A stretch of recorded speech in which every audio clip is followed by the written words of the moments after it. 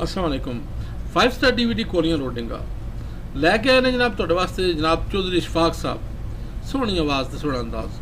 बासरियां पिंड विच साडे घर बह के उन्होंने प्रोग्राम किया। उन्होंने नाल जनाब सईद असगर शाह साहब पिंड शेरगढ़, जनाब चौधरी इशफाक साहब, इन्होंने दोवां दी आवाज़ विच यह प्रोग्राम 5 स्टार तुहाडे वास्ते पेश कर रहे हैं। साडे बारे तुहाडी कोई राय होवे सानूं जरूर दसो। शुक्रिया। ठीक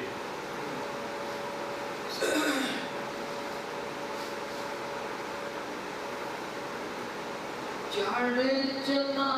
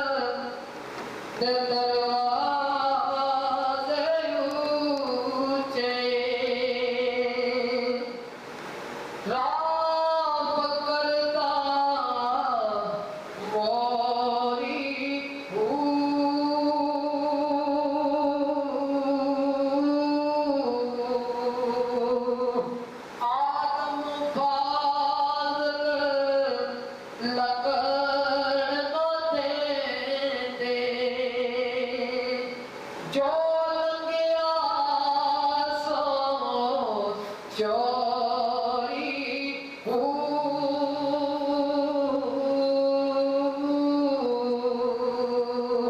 पट पटेटा वटेर मारण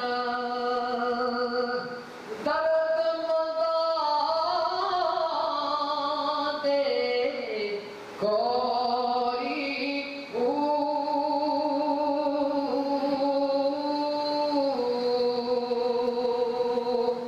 राज महिदा आशिक जान